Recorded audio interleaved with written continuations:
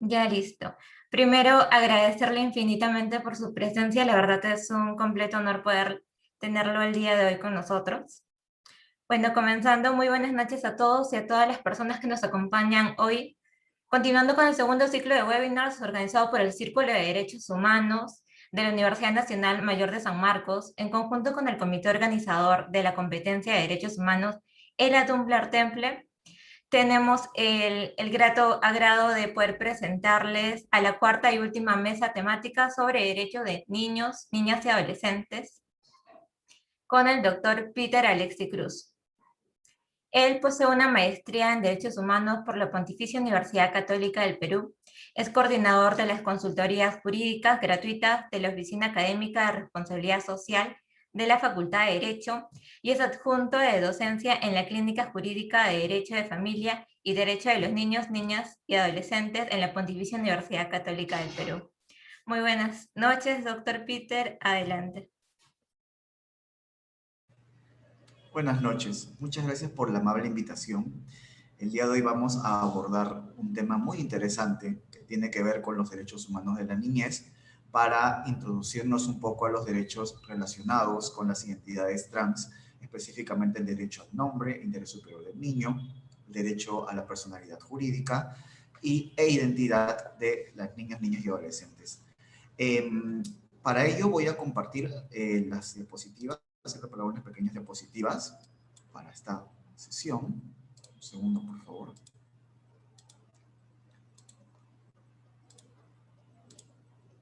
Uy, no puedo compartir.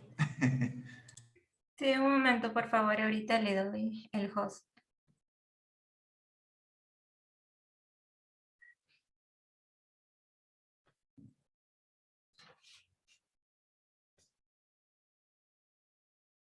Ahora sí.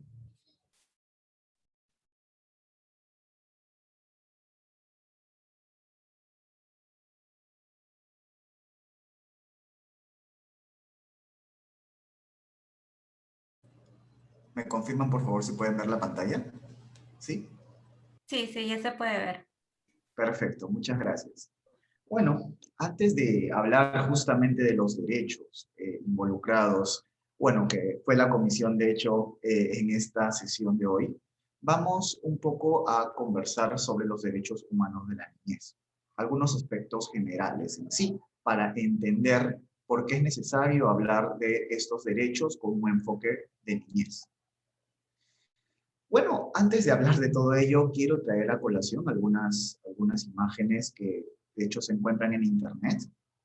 Esta es una portada del magazine National Geographic y como ustedes pueden ver es la primera portada en la cual se refleja una niña trans.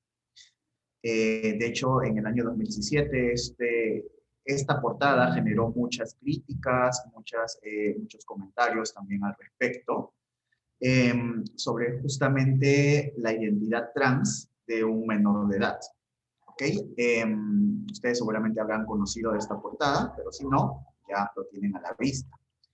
Adicionalmente a esto, también comparto con ustedes una noticia del año 2020, de hecho el año pasado, por la BBC, en la que señala que un adolescente trans en Estados Unidos logró ganar demandó a su escuela por el uso del baño que correspondiente a su identidad de género y lo ganó. Si ustedes leen el artículo en sí, van a encontrar que es la historia de Drew, quien es un niño trans, bueno, un adolescente trans, y en su colegio no le permitían acceder a los servicios higiénicos de los hombres, porque justamente en la medida en que su sexo era el femenino, pues en principio su colegio le mandaba a recurrir a los servicios higiénicos de mujeres. Posteriormente a ello, Drew, después de un procedimiento incluso interno, ¿no? E ir a la corte, ganó el caso para que sea reconocido su acceso a los baños de acuerdo a su identidad de género. Pero vamos un poquito más allá y ahora entremos al ámbito privado, ya no tanto al ámbito escolar. En la siguiente noticia, que no deja de ser por ello controversial, traigo bueno, se presenta una situación de violencia familiar en la cual un padre de familia trataba a su niña, trataba como niña a su hijo trans, ¿ok? Es decir, a pesar que su hijo estaba incluso teniendo tratamientos hormonales, ¿no? Y se autopercibía, y también sus otros miembros familiares lo autopercibían como niño, su padre aún se resistía a llamarlo como tal y le llamaba como niño.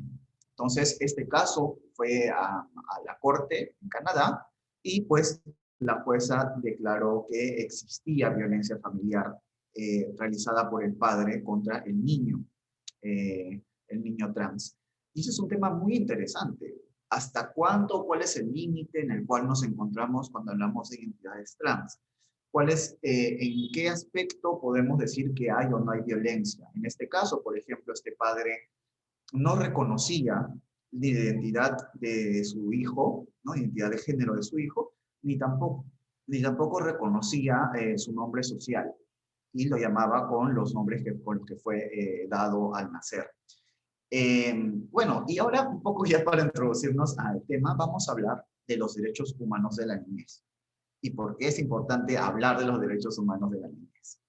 Primero, para ello vamos a pensar un poco en el origen y el desarrollo de los derechos humanos.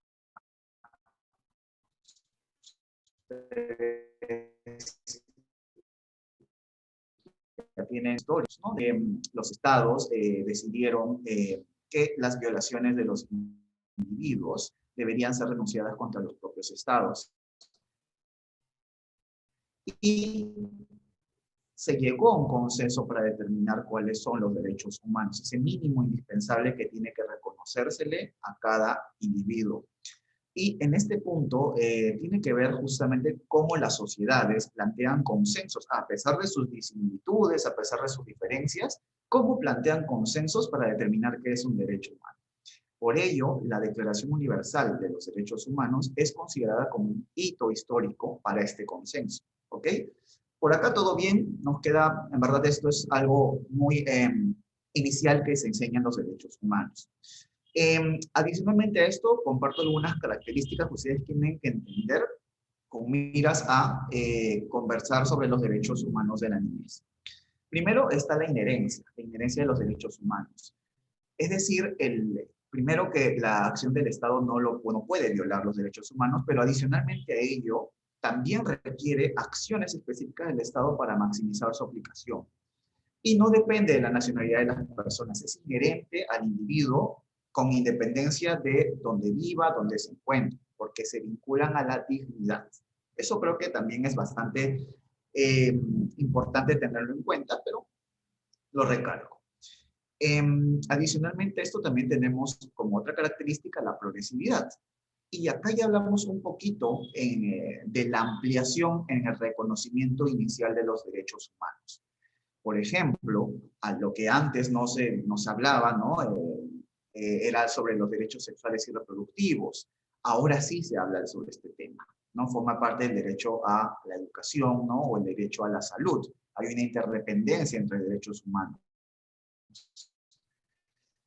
Ahora también se puede hablar sobre los derechos de las personas LGTBIQ+. Antes tal vez no se hablaba al respecto. Entonces, por ello es importante reconocer que no van a estar con este carácter de progresividad, que tiene que ver justamente con el avance y el entendimiento de los contextos sociales en los cuales nos encontramos. Irreversibilidad es otra de las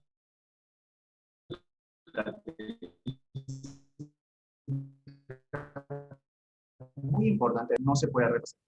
Ahora, si bien hay componentes políticos detrás del reconocimiento de los derechos humanos, como ustedes saben, es este consenso, ¿no? Es importante evidenciar los componentes jurídicos. Después también tenemos la universalidad de los derechos humanos.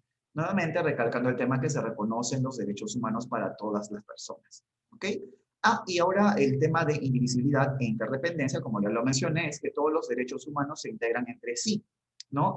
Incluso existe para el reconocimiento, la garantía propiamente de un derecho humano específico, a veces también tiene que realizarse o garantizarse otros derechos que están directamente relacionados con el mismo. Por ejemplo, el derecho a la educación y el derecho a la salud, que ya lo mencioné previamente. Listo, entonces tenemos algunos instrumentos en esta generación, en este consenso, como ya mencioné, inicial de los derechos humanos, ¿no? La Declaración Universal de Derechos Humanos, como pieza clave y fundamental que declara los derechos humanos, el Pacto Internacional de Derechos Civiles y Políticos, como tratado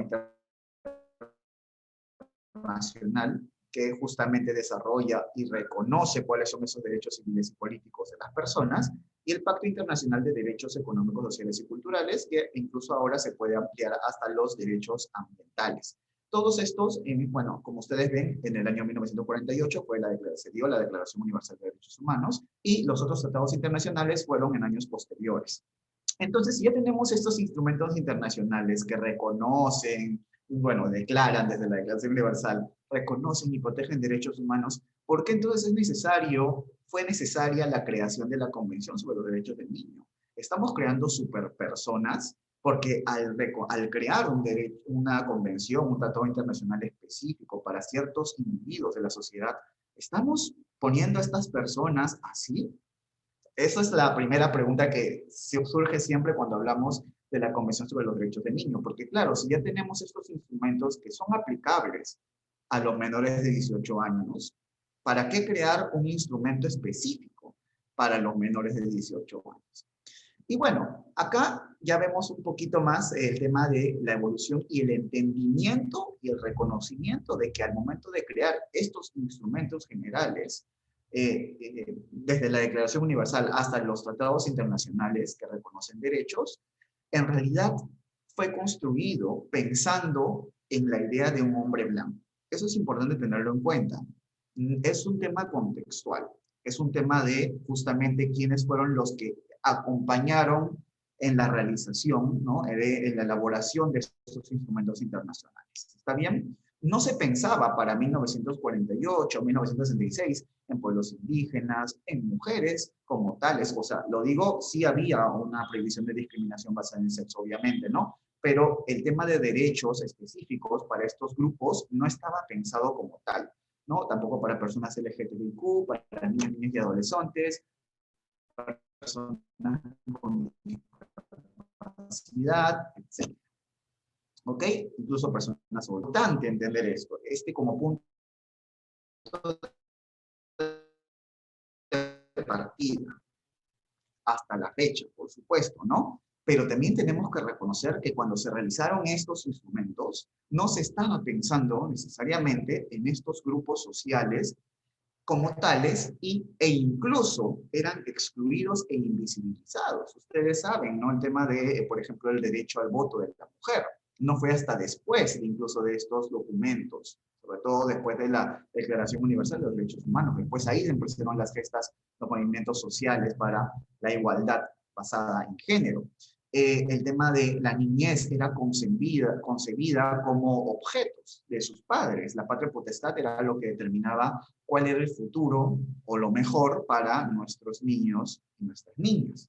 Entonces, la realización, hay que reconocer, pues, que para hablar de este origen de los derechos humanos también es importante especificar la construcción por la cual pasó, que fue realizada por un cierto y determinado grupo de individuos con ciertos privilegios. ¿Ok?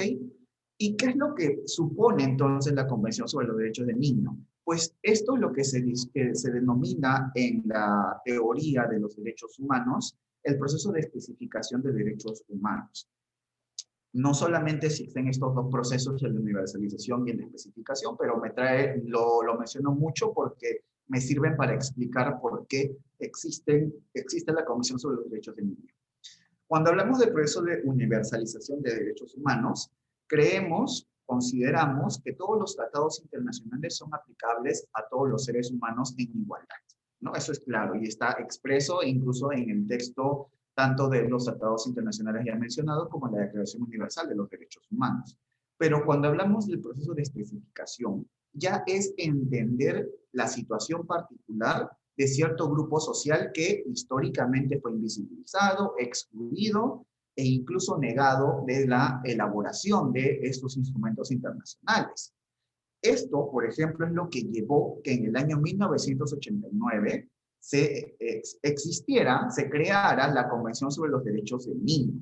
Ojo, que miren la fecha, 1989, estamos hablando hace casi más de 30 añitos, ¿no? Pero miren la fecha la diferencia entre 1948 y 1966.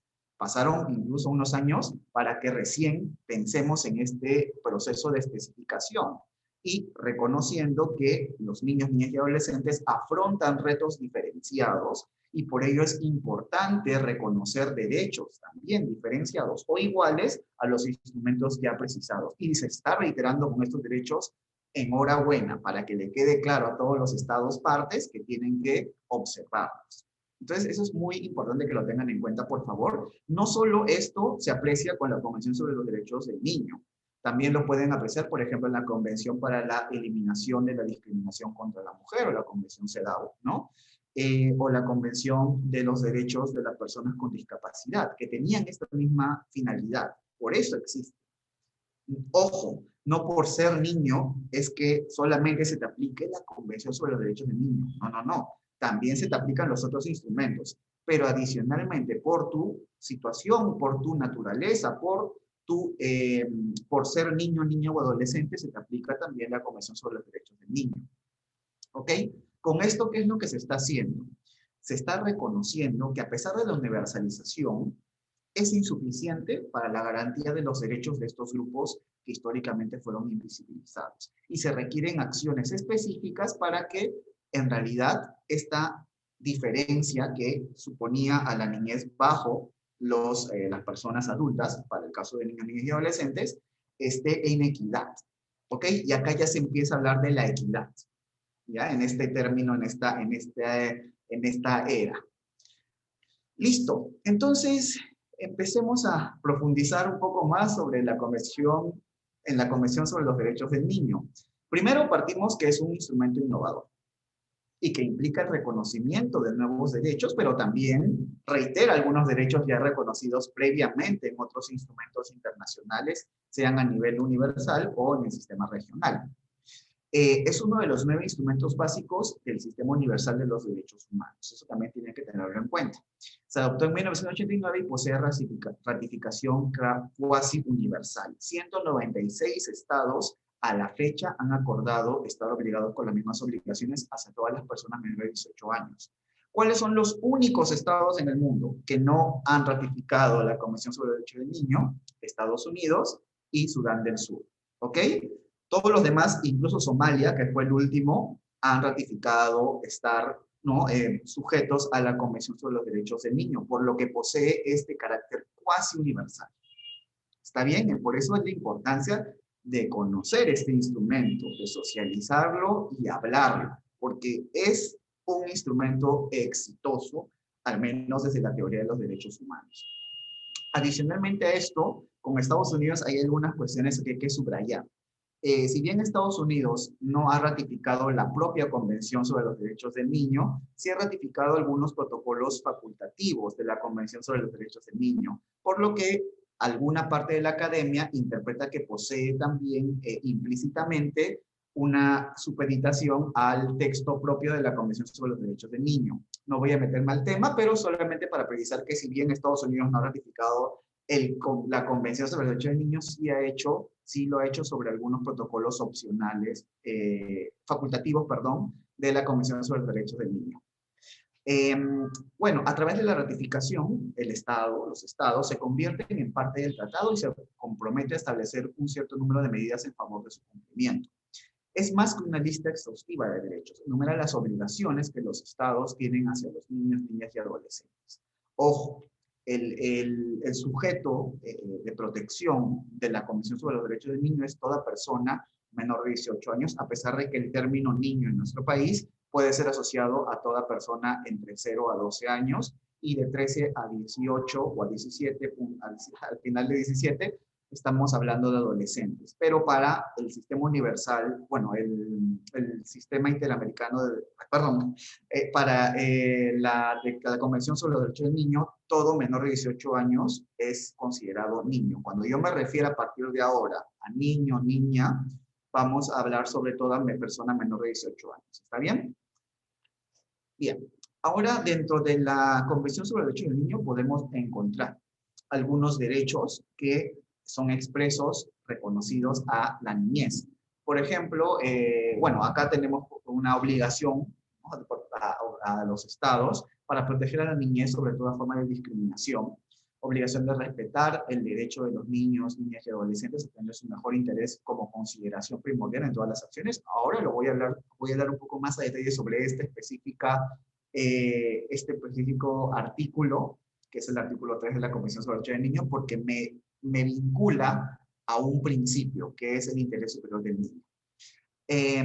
La obligación de respetar la evolución de las facultades o capacidades de la niñez, eso también es muy importante que tengan en cuenta. La obligación de garantizar en la máxima medida posible su supervivencia y desarrollo.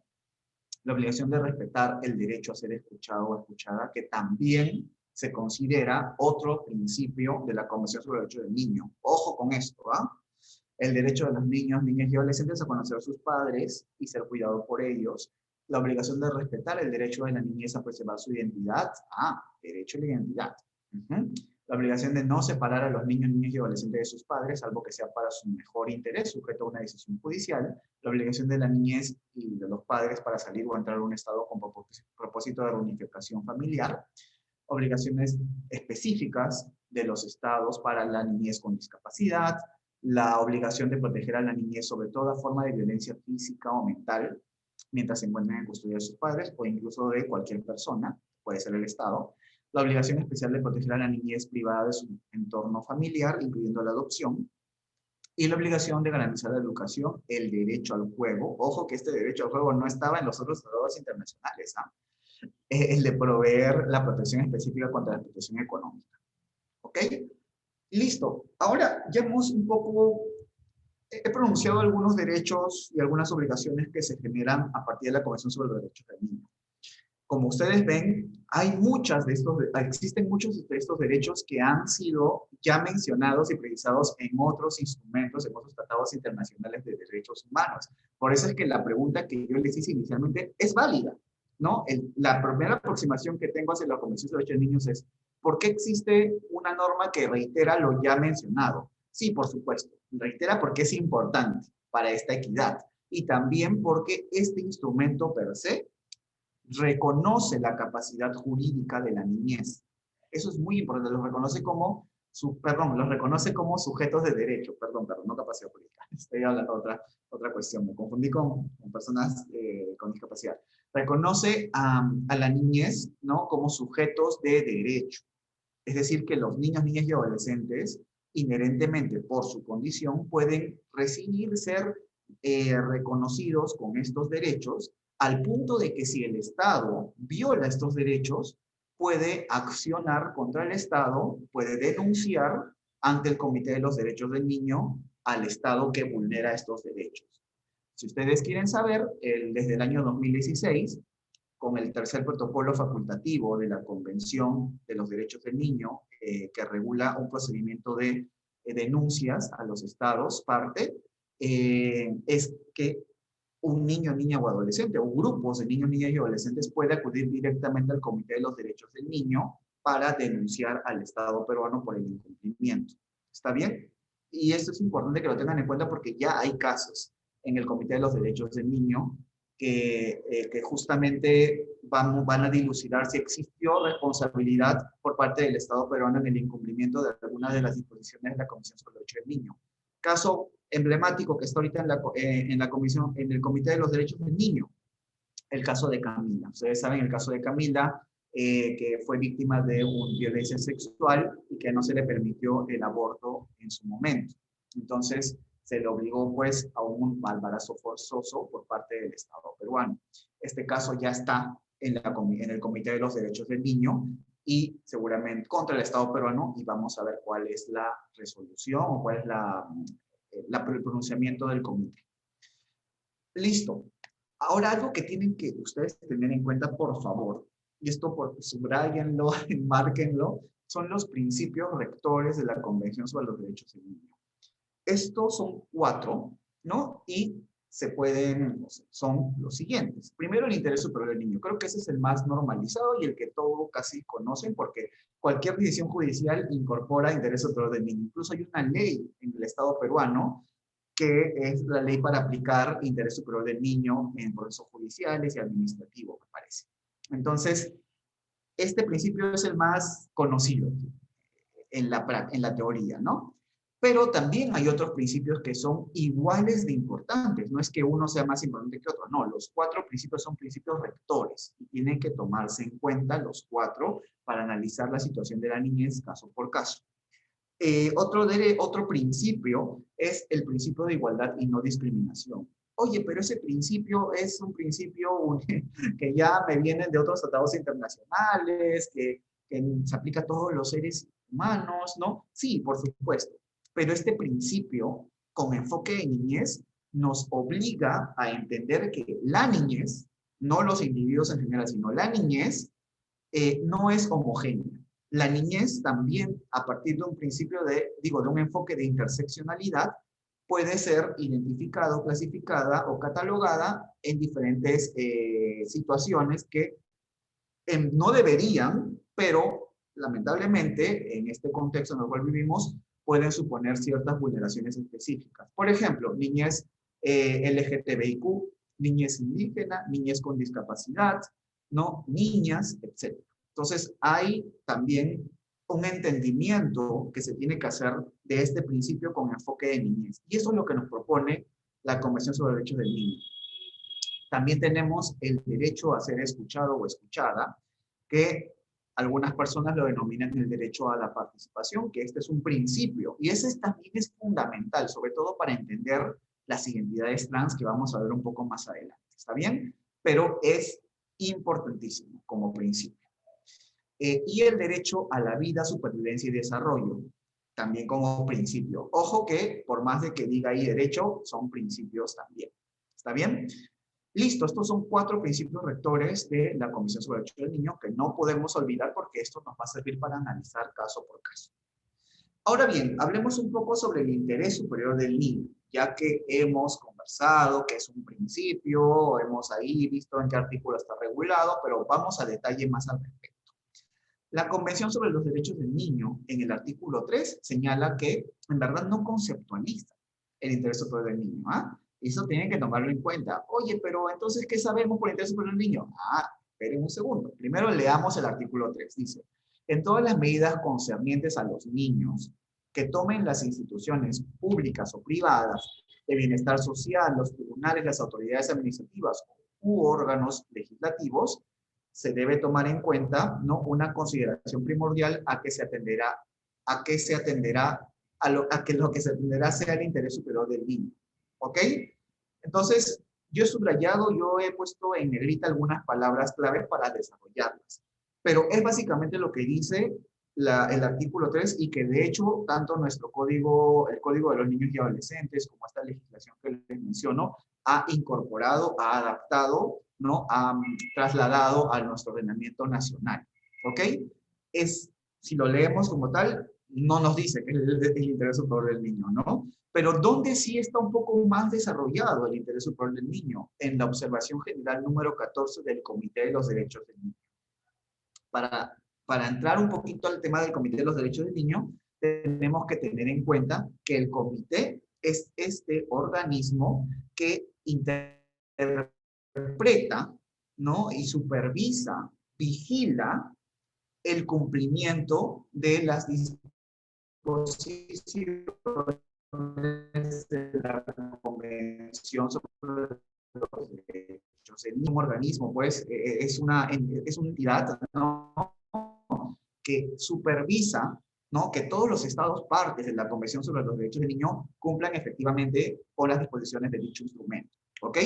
Entonces, adicionalmente a esto, dicho sea de paso, la producción del Comité de los Derechos del Niño es interesante y es muy importante, porque ha señalado algunos alcances que desde nuestra desde nuestro entendimiento y desde nuestra jurisprudencia no lo habíamos pensado. Por ejemplo, la niñez LGTBIQ, ¿no? Ahora vamos a ver más adelante un poco al respecto, pero solo quiero que tengan en cuenta que este instrumento también emite observaciones finales a los estados partes, es decir, el Estado peruano tiene obligaciones, tiene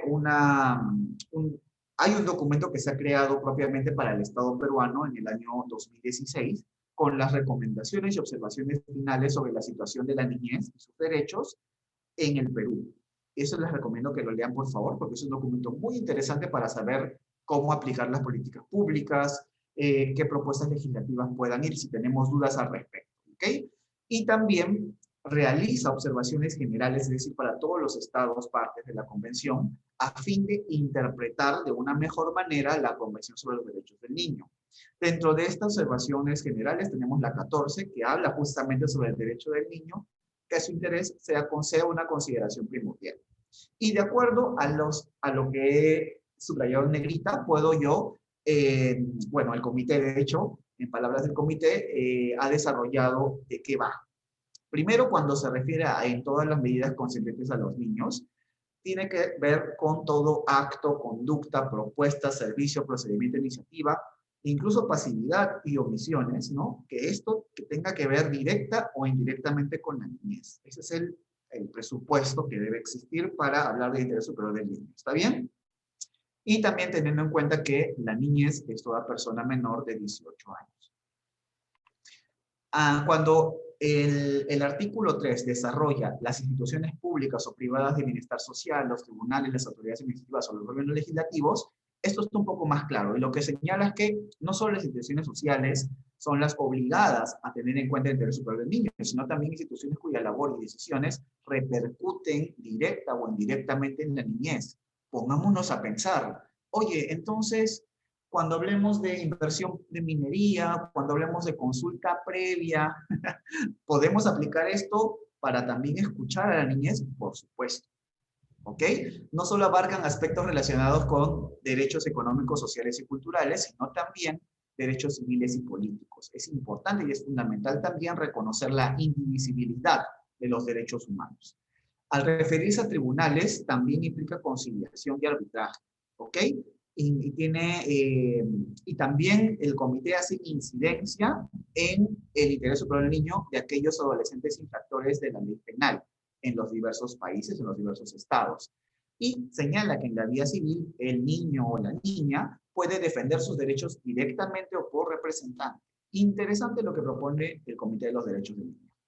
Y también en el plano legislativo pues señala que los proyectos de ley tienen que tener siempre como norte el interés superior del niño cuando versen sobre ellos. ¿Está bien? Ahí podríamos entonces hacer una revisión de los proyectos de ley y ver cuándo y en qué caso se cae esto, ¿no? Porque tiene que, como ustedes ven, priorizarse el interés superior del niño cada vez que verse sobre niñez. Y podemos bajarnos muchísimo según los proyectos de ley. Ahora, y también menciona el Comité de los Derechos del Niño el tema del interés superior. Y señala que, y esto por favor lo he resaltado, lo he subrayado para que les quede claro, el interés superior es un concepto complejo y debe determinarse caso por caso. Yo sé que esto es lo que menos le gusta a las personas, pero y que los abogados, las abogadas nos hemos acostumbrado a decir caso por caso y depende, ¿no? Pero es la verdad, es lo que ha determinado el Comité de los Derechos del Niño, pues hay que adaptarlo, ¿no? Es un concepto complejo y debe determinarse caso por caso. Que cada niño, a partir de justamente de que no son homogéneos, tiene particularidades, contextos y circunstancias diferentes. Además, señala el Comité de los Derechos del Niño que este concepto es flexible y adaptable. ¿Ok? Muy bien. Debe tomarse en cuenta el contexto, situación del niño o los niños afectados, sea individual o grupal, y es preciso una evaluación que respete plenamente los derechos de la Convención sobre los Derechos del Niño. Se aplicará en todo asunto relacionado con niños o niño y se tendrá en cuenta para resolver posibles conflictos entre derechos. Es lo que menciona el Comité de los Derechos del Niño. Esto, como menciono, aplicado a la realidad puede suponer retos, puede suponer incluso una comprensión errónea del interés superior del niño. A veces consideramos que lo que decidimos los adultos sobre la niñez es lo mejor siempre, pero no necesariamente es así. De hecho, el Comité de los Derechos del Niño ha reconocido que histórica y tradicionalmente, muchas veces la patria potestad incluso puede suponer una afronta al interés superior del niño. Lo dice expresamente en esta observación general 14.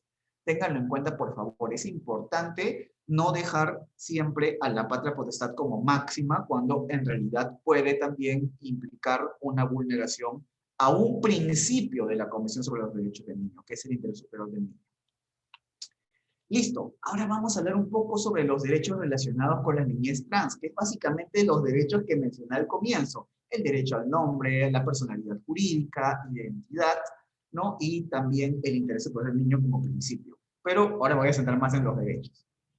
Para esto, vamos a hablar un poquito sobre las personas LGTBIQ porque me gusta que la tengan clara, porque hemos visto las imágenes iniciales y hay pues una niña trans, ¿no? Y también en el caso se habla de un niño trans, ¿no? Entonces, ¿de qué hablamos cuando hablamos de personas trans? Tranquilos, tranquilas, para eso está esta pequeña clasificación.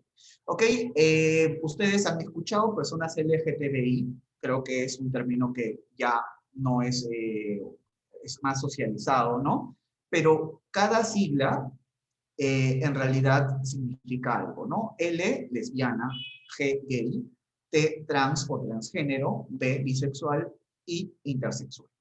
Ahora, según tanto el Comité de los Derechos, el Comité Interamericano de Derechos Humanos, como la Corte Interamericana de Derechos Humanos, en la opinión consultiva 2417, ya ha conceptualizado estos tres aspectos que pueden incorporarse o pueden encontrarse en un solo individuo.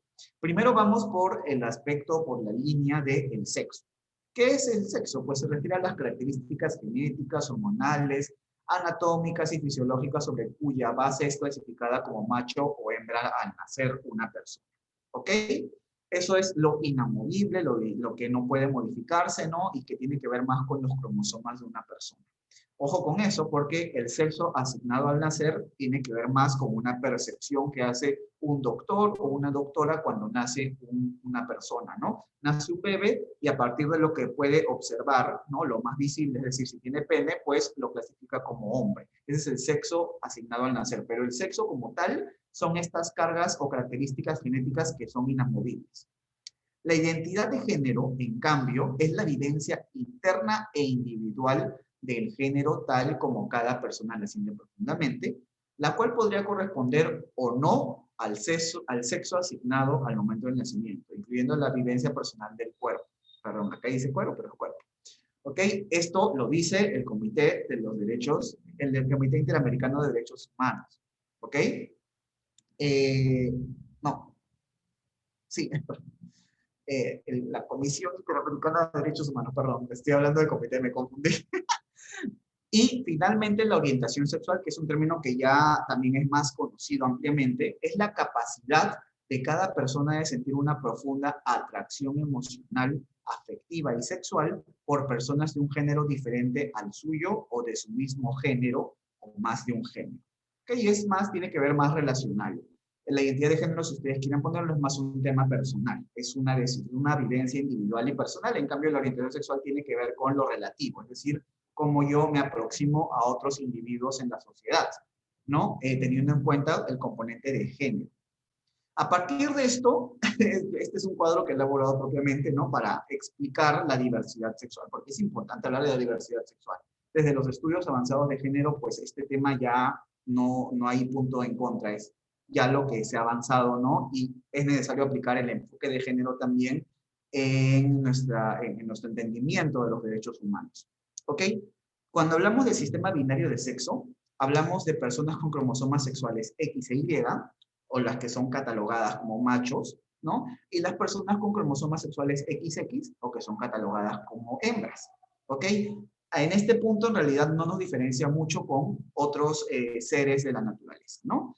Sin embargo, también hay un sistema no binario del sexo, en el cual se pueden encontrar las personas intersex, Si ustedes pueden hacer un recordaris, ¿no?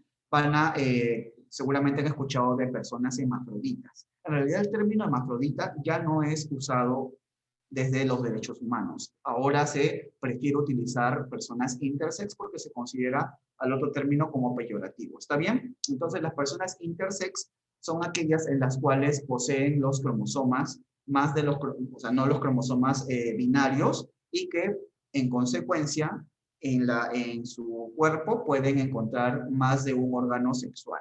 ¿Está bien? Y es un tema importante y hay que visibilizarlo, porque muchas veces la niñez intersex es la que sufre más consecuencias.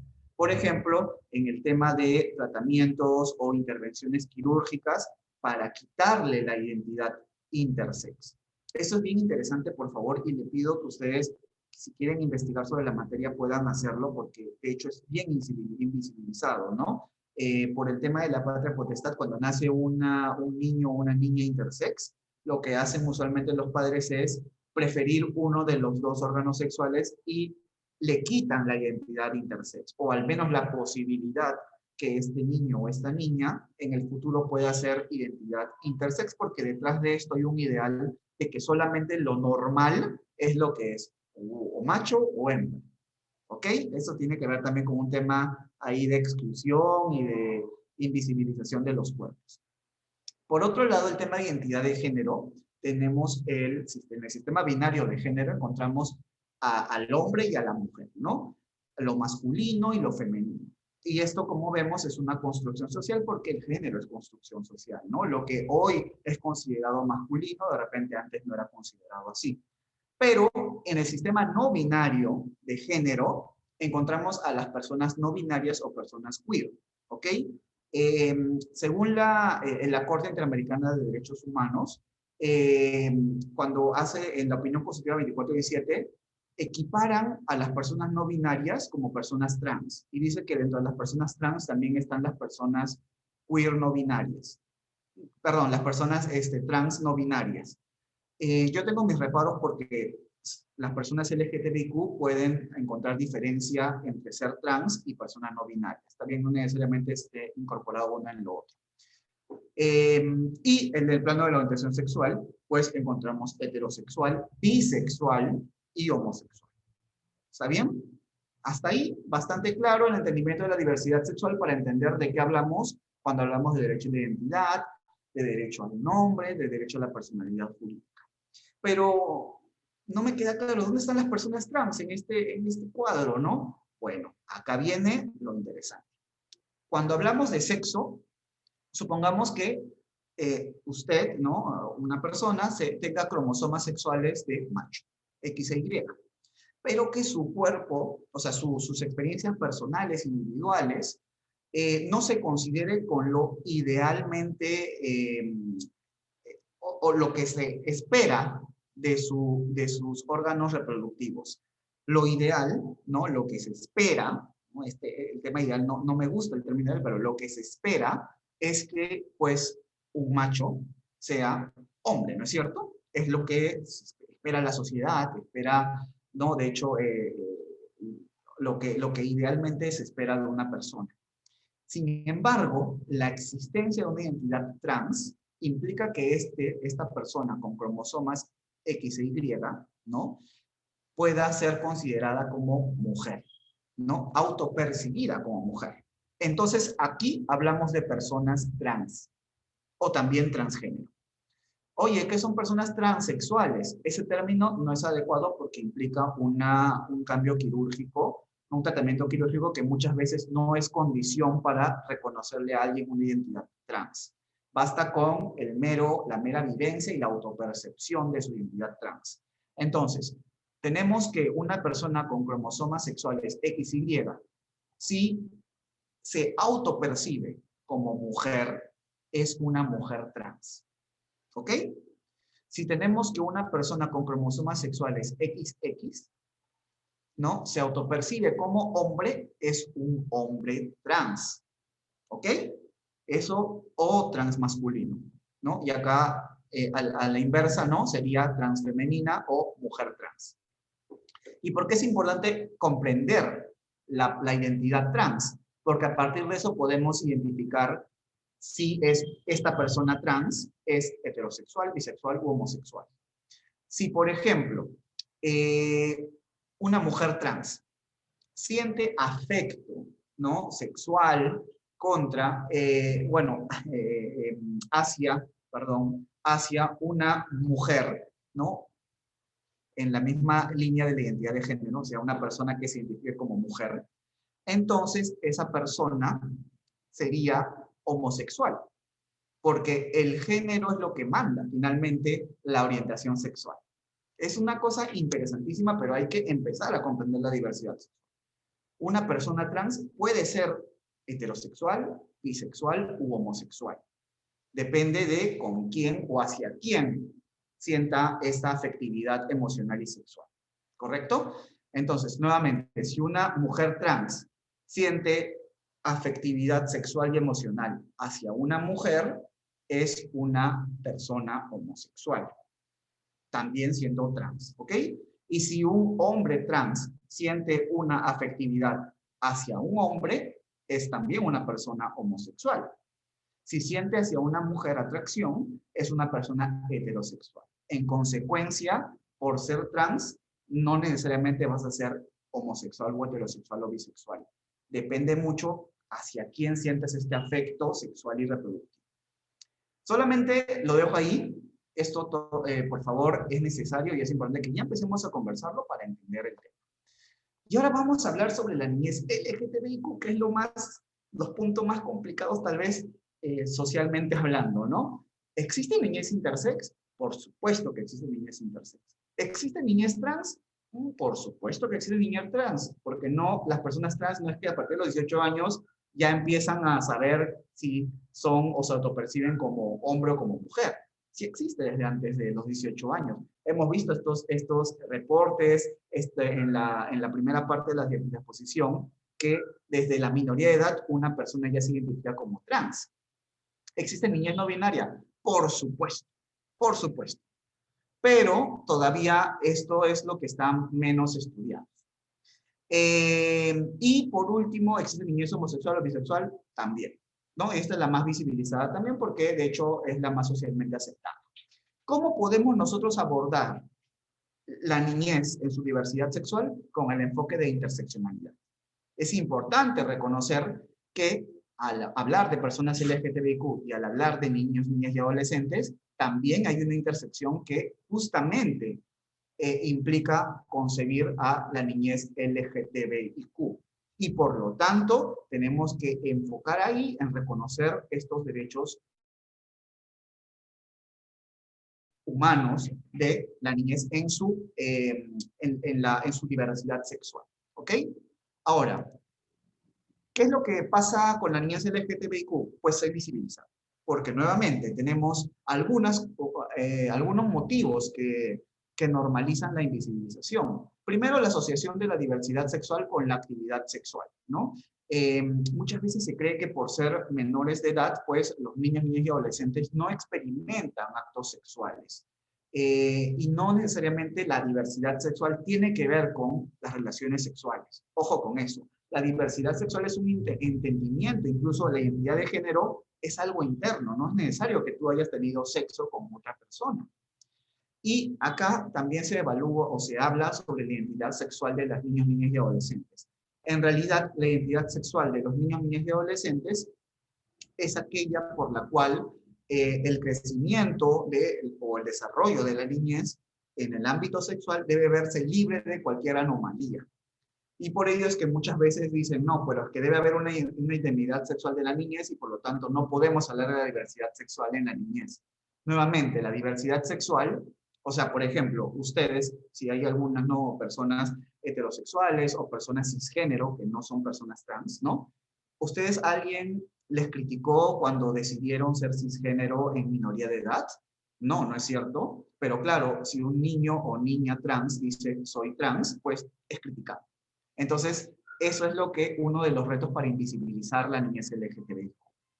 Adicionalmente, también la patria potestad y decisiones sobre el cuerpo de la niñez también conlleva a la vulneración, ¿no?, de su visibilidad desde su aspecto LGTBIQ, ¿no? Nuevamente, muchas veces si un niño o una niña trans le dice a su padre o a su madre, mira, soy trans, en las familias más conservadoras, seguramente lo llevan a algunos grupos religiosos, ¿no? O incluso en algunos casos se les hace hasta violaciones correctivas.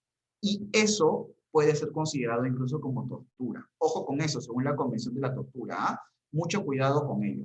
¿Está bien? Entonces, ya vamos a ver más adelante cómo ha ido también la producción en el plano de los derechos humanos al respecto. No hay un respeto al derecho a ser escuchado de un niño, niña o adolescente. Por si acaso, a partir de las diapositivas voy a utilizar la X como inclusivo para también incorporar a las personas queer que no corresponden o a lo masculino o a lo femenino. Y se presume que la madurez se adquiere recién desde la mayoría de edad. Eso también es algo muy importante y que de hecho desde la observación general número 12 del Comité de los Derechos del Niño se ha precisado que no es así, ¿no? Porque para escuchar a la niñez, ¿se acuerdan que hablamos del principio, el principio derecho a ser escuchado de la niñez? Se señala que se tiene que tomar en cuenta la edad y la madurez del niño, niña o adolescente. Ojo, el Comité de los Derechos del Niño ya ha dicho que sí existe madurez en la niñez. No es que no sea una madurez que no esté formada o que recién exista a partir de los 18 años. No, sí existe. Pero obviamente se toma en cuenta a partir también de otros criterios, ¿no? La madurez también tiene su plazo, su desarrollo evolutivo y se tiene que tomar en cuenta también con la edad. Es un tema muy complicado, pero espero que se resuelva un poco más con la observación general número 12 del Comité de los Derechos del Niño, que expresamente desarrolla el principio derecho a ser escuchado de la niñez. Listo. Y ahora vamos un poco ya a hablar de plano de los derechos, del Derecho Internacional de los Derechos Humanos, que es justamente por lo cual estoy acá y por lo que ustedes también interesados e interesadas en los derechos humanos están acá en la noche. Más allá de los aspectos sociales, de invisibilización o no de la niñez LGTBI. Primero, hemos visto cómo en la Declaración Universal de los Derechos Humanos ya está, ¿no?, determinado, señalado, declarado, es el término más adecuado, la igualdad de dignidad y no discriminación. A partir del Pacto Internacional de Derechos Civiles y Políticos, se señala expresamente que todo niño tiene derecho sin discriminación alguna por motivos de raza, color, sexo, etc., etc., etc., a las medidas de protección de su condición que por ser menor requiere. ¿Ok? Adicionalmente a esto, el Comité de los Derechos Humanos, que es justamente el organismo que interpreta, por así decirlo, o que vela por el cumplimiento del Pacto Internacional de Derechos Civiles y Políticos, señala que en la observación general número 20 que la prohibición se debe prohibir por parte de los Estados partes los castigos corporales como medida educativa o disciplinaria de niños, niñas y adolescentes. Es necesario tomar en cuenta también que dentro de este ámbito privado, tradicionalmente se consideraba fuera del alcance de la supervisión estatal. Ojo, qué importante que el Comité de los Derechos Humanos, que es este organismo que interpreta el Pacto Internacional de Derechos Civiles y Políticos, señale que efectivamente hubo una invisibilización histórica de la niñez en el ámbito más privado. ¡Qué chévere! Y señala que en el ámbito privado, la patria potestad determinaba lo más adecuado en la formación de niños, niñas y adolescentes. Acá ya empieza incluso a dar ahí con palo a la patria potestad y decir, la patria potestad no necesariamente es lo más favorable a la niñez en el ámbito privado. Posteriormente a esto, el Comité de Derechos Humanos, en la Observación General 35, de hace muy poquito, 2014, expresamente reconoce la existencia de la niñez LGTBI y señala que son sujetos de derechos en igualdad. O sea, si ya no queda claro con la Convención sobre los Derechos del Niño, pues el Comité de Derechos Humanos también señala expresamente el reconocimiento de la existencia de la niñez LGTBI y determina que son titulares de derecho, por ejemplo, la seguridad personal. Muy bien, progresista, ¿no? Después en la observación general 35 también del Comité de Derechos Humanos y en la observación general 36 se puntualiza que los estados partes tienen que tomar o responder de forma adecuada a medidas frente a los actos de violencia doméstica contra niños, niñas y adolescentes en razón de su orientación sexual o identidad de género. Ojo que ya no solamente hablamos de sexo, ahora también hablamos de orientación sexual e identidad de género como categorías protegidas de la diversidad sexual y de los individuos. Interesantísimo, ¿ah? No vemos que ya estas son producciones un poco más contemporáneas, 2014. Para llegar al 2014 ha tenido que pasar ¿cuántas décadas para que recién podamos encontrar pronunciamientos específicos a favor de la niñez LGTBI, ¿no? Las otras partes poseen obligaciones reforzadas que conllevan a adoptar medidas especiales de protección cuando se reconozcan situaciones de violencia doméstica y violencia basada en género. El Comité de Derechos Económicos, Sociales y Culturales, en su observación general número 22, un paréntesis, el Comité de los Derechos Económicos, Sociales y Culturales es este órgano que supervisa el cumplimiento del Pacto Internacional de Derechos Económicos, Sociales y Culturales. ¿Está bien? Ahora, en la observación general 22, de hace muy poquito, 2016, señala que los estados deben adoptar aquellas medidas por las cuales pretenda sostener que las personas, debe erradicar aquellas medidas por las cuales se pretenda sostener que las personas LGTBIQ son personas enfermas mentales o psiquiátricas y que deben ser juradas mediante un tratamiento, por ejemplo, terapias de conversión o violaciones correctivas. Son evidentes vulneraciones al derecho a la salud sexual y reproductiva. Ojo con eso, interdependencia. Incluso acá vinculamos el derecho a la salud sexual y reproductiva. Pero lo que acá es fundamental es entender que todavía existen terapias de corrección, terapias de conversión, que digo, ¿no? Como mecanismos para, por así decirlo, encauzar lo ideal, lo que se espera de un niño, niña o adolescente. Son retos que en verdad en nuestro país incluso son vigentes. No, en Estados Unidos, de hecho, ya hay muchos documentales y películas al respecto, pero esperemos que también hay una producción igual de rica en la situación peruana, que no sabemos a la fecha cómo va la situación, ¿no? Ahora, en el Sistema Universal de Protección de Derechos Humanos también encontramos la Convención sobre la Eliminación de todas formas de discriminación contra la mujer o la Convención CEDAW.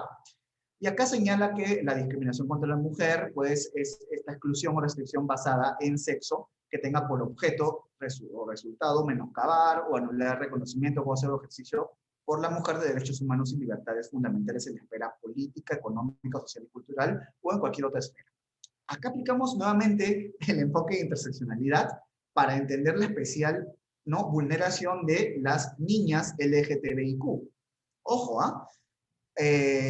ahora, el Comité CEDAW, en la Observación General 36, también de hace muy poquito, en 2017, sobre el derecho de las niñas y mujeres a la educación, señaló que la intimidación, el acoso y las amenazas o ataques sexistas y homofóbicos en los centros de enseñanza son obstáculos al derecho a la educación de estudiantes, o sea, de niñas, ¿no?, lesbianas, bisexuales, trans e intersexuales.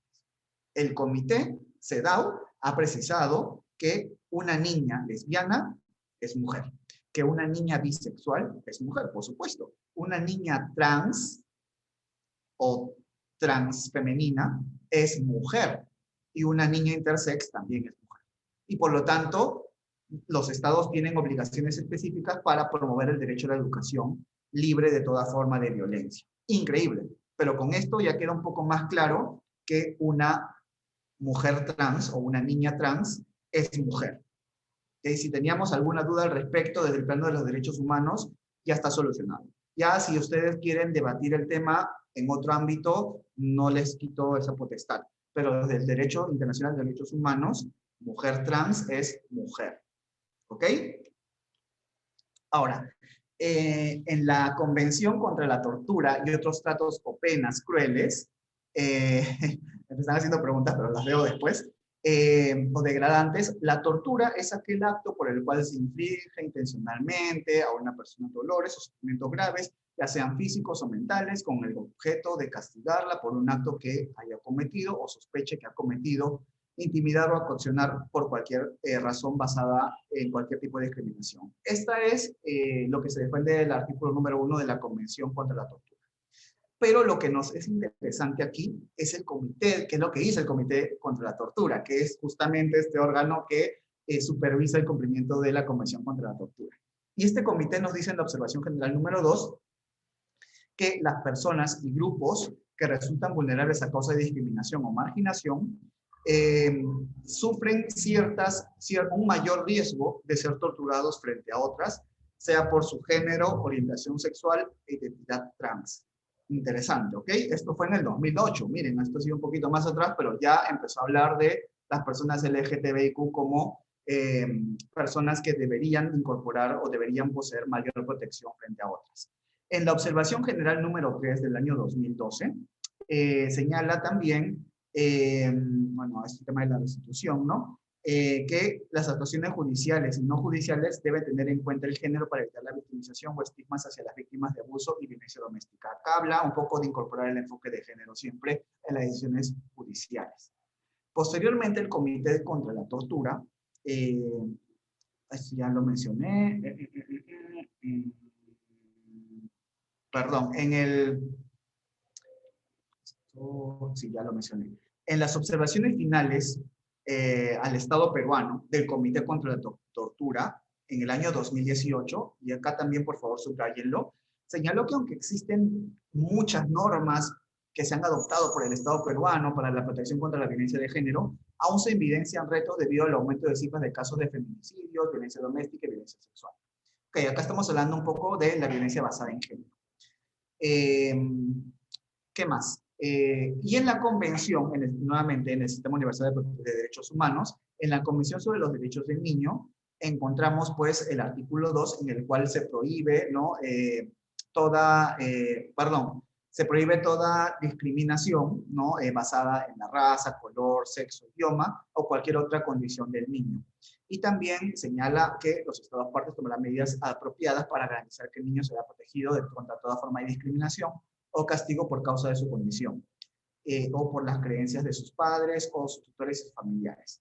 ¿Ok? Con esto se está viendo la propia Convención sobre los Derechos del Niño cómo incorpora la prohibición de discriminación, ¿no? Y violencia contra la niñez por ciertos motivos o categorías prohibidas, y también la especial protección frente a algunas cuestiones como las creencias de sus padres. Así es que nosotros nos quedaba dudas de que la patria potestad per se era lo mejor, pues acá nos dice que no necesariamente. Y recalcamos los 4 principios de la Convención sobre los Derechos del Niño, ¿no? Igualdad y no discriminación, vida, supervivencia y desarrollo, interés superior del niño y el derecho a ser escuchado. Muy bien. Ahora, el Comité de los Derechos del Niño ya tiene un avance un poco más interesante y profundo porque es el órgano especializado sobre la niñez con relación a al tema de la protección de los derechos humanos de los niños, niñas y adolescentes LGTBI. Acá subrayo la observación general número 8, que reconoce que existen castigos corporales u otra forma de castigos crueles o degradantes que se pueden realizar en el ámbito familiar, ¿no? Y por ello rechaza cualquier tipo de violencia y humillación como forma de castigo contra niños, niñas y adolescentes.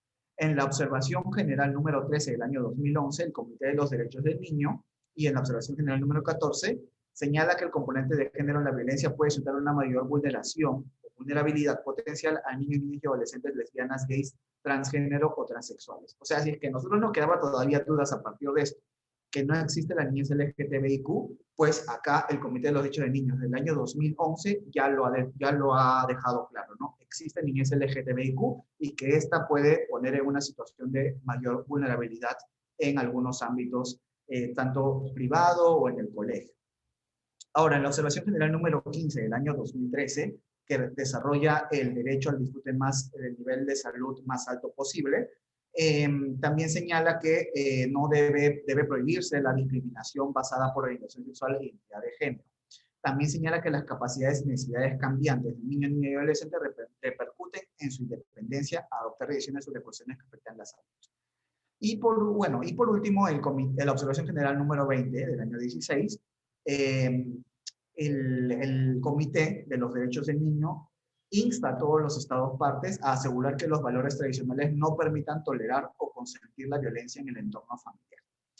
Y asimismo precisa que la niñez LGTBIQ requiere atención especial y condena todo acto que pretenda cambiar la orientación sexual de la niñez, intervenciones quirúrgicas o tratamientos forzados en la adolescencia intersexual. Y la ley que criminaliza o discrimine a personas en razón de su orientación sexual, identidad de género o condición de persona intersexual. O sea, ya con esto Por eso es que me pareció importante determinar qué es LGTBIQ, porque si nosotros no tenemos el entendimiento de la diversidad sexual, no vamos a entender por qué el Comité de los Derechos del Niño desarrolla estos términos: orientación sexual, identidad de género y condición de persona intersex. Por eso es fundamental, ya como futuros abogados y abogadas de derechos humanos, también comprender la diversidad sexual. Y en el Sistema Regional de Protección de los Derechos Humanos, y esto es algo bien interesante porque, de hecho, si bien hemos visto cómo en el Sistema Universal hay pronunciamientos claros y precisos que visibilizan o al menos reconocen la niñez LGTBIQ, el sistema regional, que es en el cual nos encontramos, el sistema americano, ya tiene un poco más es un poco más frontal con el tema. Y ahora vamos a ver cuál es el punto, el pico en el cual dice, habla sobre los derechos de las personas LGTBIQ. Primero, encontramos la Convención Americana sobre Derechos Humanos. Y este instrumento desarrolla la igualdad, reconoce la igualdad en dignidad y no discriminación. También universalidad, ¿no?, para todas las personas. Tenemos la Convención Belén do Pará y que esta propone una lucha contra la violencia hacia la mujer desde 3 diferentes acciones: prevención, sanción y erradicación de la violencia basada en género. También ¿no?, tenemos ahí el enfoque de género aplicable a la violencia. Y por último, como instrumento interesante, pero ojo, no por eso, y acá hay una crítica, porque claro, este es un instrumento, es una opinión consultiva. Alguna parte de la academia dice que es vinculante y otra parte no. Pero igual es importante traerlo a colación porque es el instrumento más claro que tenemos a la fecha en el cual la Corte Interamericana de Derechos Humanos se ha pronunciado sobre la identidad de género, igualdad y no discriminación en parejas del mismo sexo. Es un instrumento interesante porque incorpora una interpretación de la Corte sobre la Convención Americana de Derechos Humanos. Y por ello es importante también que empecemos a conocerlo. Si bien es una opinión consultiva realizada a solicitud de Costa Rica, esto no le quita tampoco mérito de su importancia. Podemos discutir lo vinculante o lo no vinculante de ese instrumento, por supuesto, ¿no? Pero que ya empecemos a conocer y a entender que la Corte Interamericana de Derechos Humanos se ha pronunciado al respecto, eso no podemos negarlo. Y lo interesante de esto es que incluye un enfoque de niñez. Si ustedes revisan ese instrumento, la opinión constitutiva 2417, que les recomiendo revisar, van a encontrar el concepto de los derechos que hemos visto a la fecha involucrados en la diversidad sexual. El derecho a la personalidad jurídica, el derecho a la identidad, que también se divide en dos, el sentido estático y el sentido dinámico, y el derecho al nombre. Y específicamente también ahí menciona lo que es el nombre social. Voy a hablar un poquito más adelante sobre eso, pero por lo pronto les invito a leer este documento porque es un documento teórico muy interesante y muy rico en contenido. Ahora, lo interesante también de esta opinión consultiva 2417 es que incorpora un enfoque de niñez. Y con esto señala expresamente que los niños, niñas y adolescentes son titulares de los mismos derechos que los adultos y de todos los derechos reconocidos en la Convención Americana sobre los Derechos Humanos, sobre los derechos humanos. Con esto lo que dice la Corte es, no por ser niño, niña y adolescente solo se tiene que aplicar la Convención sobre los Derechos del Niño, ¿no?, sino también instrumentos de protección universal e instrumentos de protección regional de derechos humanos. Entonces, es importante tener en cuenta esto. Y ahora, ya un poco centrándonos al tema, a los derechos puntuales asociados a las identidades trans en la niñez, podemos encontrar que en la opinión consultiva 2417, y específicamente relacionándolo al tema del cambio de nombre, adecuación de la imagen, rectificación de la referencia al sexo o género con relación a niños, niñas y adolescentes, la Corte Interamericana de Derechos Humanos subrayó la fundamental relación entre el principio de interés superior del niño, ¿se acuerdan que hablamos del principio de interés superior del niño? Con el derecho a ser escuchado. ¿Ok? Señaló que hay una relación muy intrínseca entre estos dos principios y que se tiene que tomar en cuenta caso por caso siempre. ¿Está bien? No podemos suponer per se que un niño o niña que se autoperciba como trans le afecte o esté en contra del interés superior del niño o que sea pues algo que no debería tomarse en cuenta, ¿no? Tiene que ser necesariamente visto con estos dos principios. De este modo, por ser un derecho en sí mismo y por la importancia para el respeto de otros derechos, acá hablamos de interdependencia de los derechos humanos, se desprende una obligación estatal de respetar plenamente el derecho a ser escuchado en todas las decisiones que afecten su vida. Dentro de estos derechos encontramos el derecho de identidad. Y acá me voy a detener un poquito en el derecho de identidad, con cargo a que ustedes puedan revisarlo, ¿no? En la opinión constitucional 2417. Cuando hablamos del derecho de identidad, porque justamente estamos hablando de identidad de género, ¿no es cierto? Es importante hablar de derecho de identidad. Podemos encontrar que tradicionalmente se entendía la identidad como algo estático, algo que no se podía mover, ¿no? Algo que era inherente a la persona y ahí acababa. Sin embargo, ya existe una aproximación al derecho de identidad en dos componentes, en el componente estático y en el componente dinámico. Dentro del componente estático podemos encontrar algunas cuestiones, por ejemplo, los cromosomas, que son inamovibles e inalterables. Pero dentro del componente dinámico podemos encontrar algunos aspectos que surgen a partir de la socialización o la relación con otros individuos de la sociedad. Por ejemplo, mi nombre. El nombre, si bien me lo dieron en un comienzo como tal por mis padres, puede cambiarse o variarse si es que así corresponde o lo puedo justificar en la vía judicial. Eso está en el Código Civil. Por ejemplo, mis relaciones personales, ¿no? Yo tengo más afianzamiento con un grupo específico, ¿no? Y por lo tanto se genera una identidad. Dentro de lo que es la identidad en sentido dinámico, encontramos las identidades trans, o la identidad de género, ¿no? Que es esta, como les comenté en un comienzo, el género, al ser entendido como una construcción social, es alterable, no es inmutable y cambia de acuerdo también a las reglas sociales. En consecuencia, la identidad de género también es algo que forma parte del derecho de la identidad y como tal tiene que ser protegido como derecho humano al derecho de la identidad.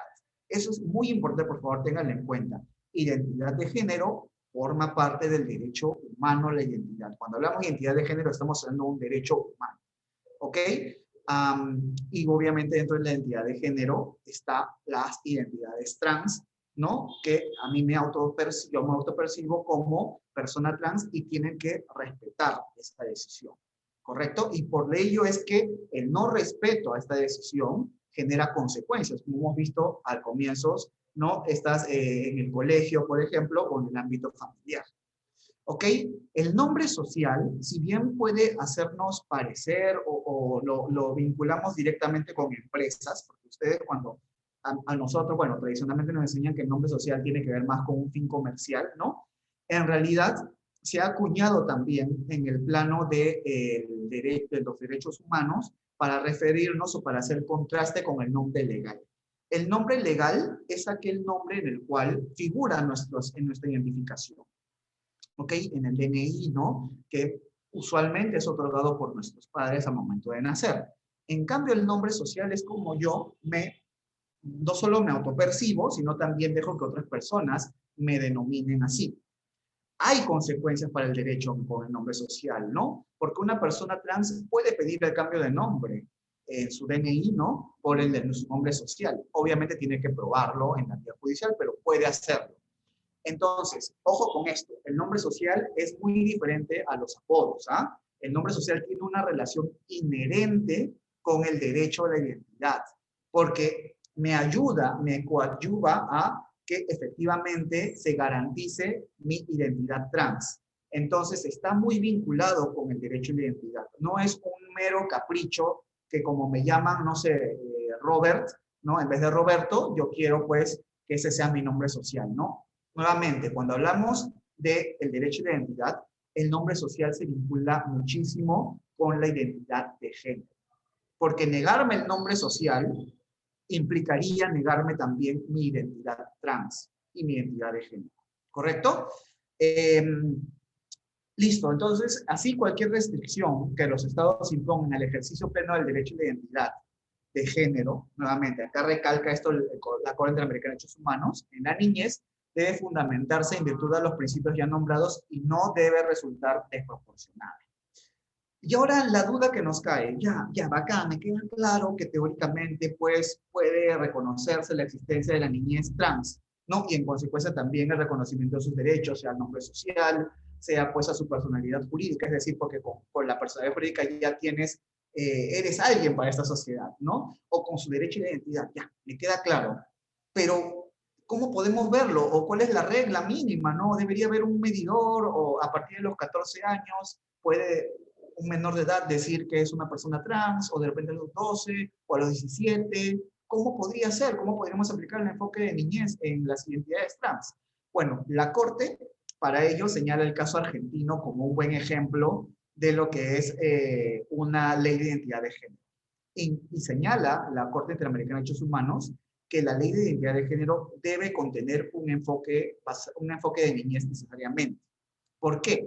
Porque eso te va a permitir la protección de la niñez trans. Si tú le niegas o solamente tienes una visión adultocéntrica de la ley de identidad de género, lamentablemente no vas a poder justificar, o sea, no vas a poder proponer la protección a la niñez trans en sus ámbitos privados o públicos. Por eso es fundamental tener un enfoque de niñez en la identidad de género. Pero también la Corte precisa, nuevamente subrayando el caso argentino, que es importante analizarse caso por caso.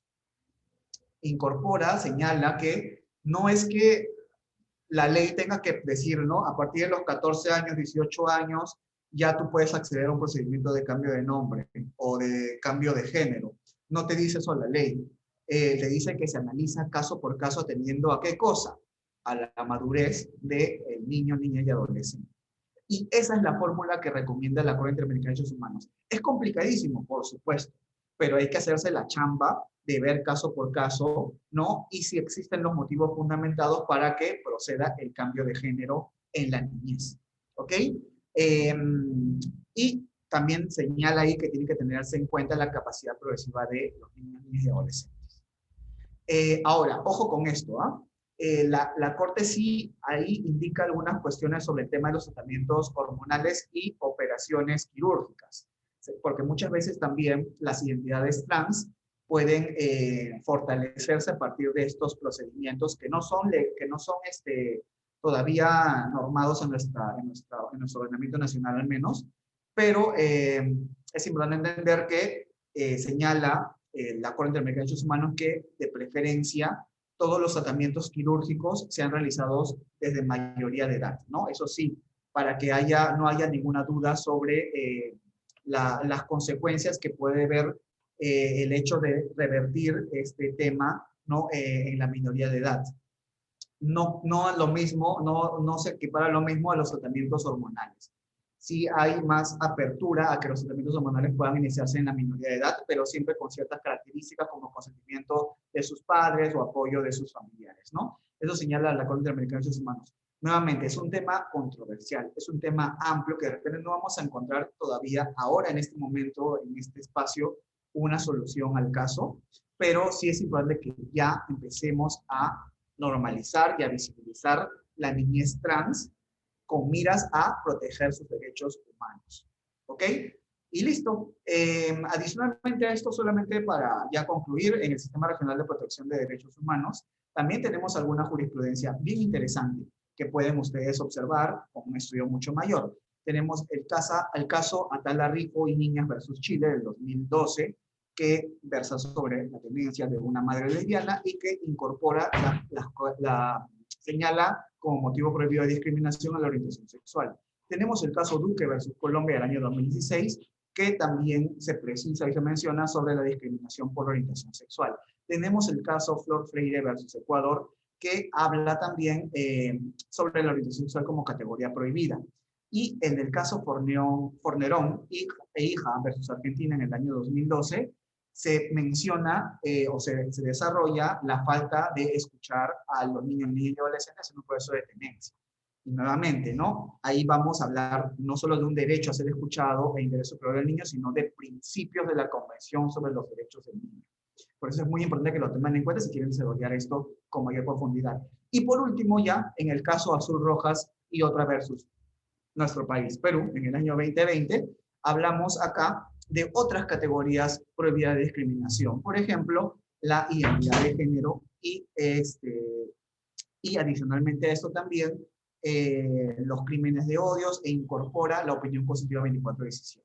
¿Ok? Entonces, Ya por acá ya vemos cómo la opinión positiva 24/17 se está incorporando también en la jurisprudencia y pronto, seguramente muy pronto, va a haber una jurisprudencia más asertiva que puntualice lo que es la opinión positiva 24/7 y los derechos reconocidos en dicho instrumento. Y bueno, algunas conclusiones. Existe niñez LGTBIQ. La niñez LGTBIQ ha sido visibilizada por su asociación con aspectos propios a la edad y a la patria potestad. Clarísimo, ¿no? El derecho internacional de derechos humanos ya ha brindado instrumentos importantes que reconocen la niñez LGTBIQ y su especial protección. Y hablamos de la equidad en el entendimiento de la diversidad sexual. Ahora ya no se puede hablar de igualdad, ¿no? Ahora se habla de equidad reconociendo la diversidad sexual. Puede parecer que estamos hablando de cosas contrarias, porque si reconocemos equidad, ¿para qué vamos a reconocer diversidad sexual? Todos son iguales, todos deberían ser iguales, pero no es así. Hay que reconocer la equidad a partir también del entendimiento de las particularidades de los individuos. Por eso se habla de la equidad en diversidad.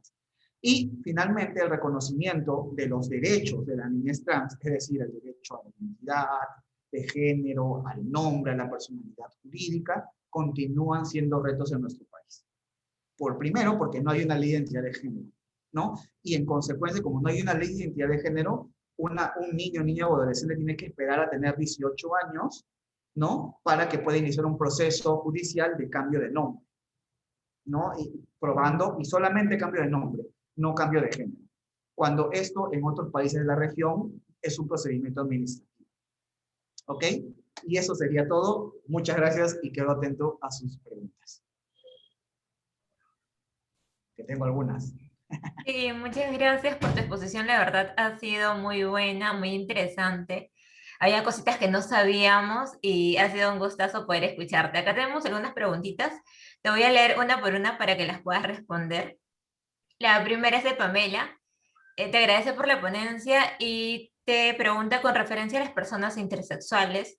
Se ha visto que en otros países europeos ya se encuentra regulado el tercer casillero que reconoce el tercer género, pero también existe una corriente que alega que ya no debería existir casilleros para definir el sexo. Es decir, pasaría a un tema privado. Ante esta situación, si en un futuro, en el caso de Perú, se decidiera poner en la palestra el tema de los intersexuales, ¿cuál sería la respuesta más óptima para que no se sientan eludidos? Perfecto, Pamela, muchas gracias. Antes de hablar de dar una aproximación a tu respuesta, es importante determinar que, bueno, ustedes pueden hacer la prueba, ¿no? Saquen su DNI y van a ver que en su DNI dice sexo y dice hombre o mujer, ¿no? H o creo que dice masculino, femenino o hombre o mujer. Vamos a ver qué dice el DNI, ¿ya? Pero pueden hacer la prueba.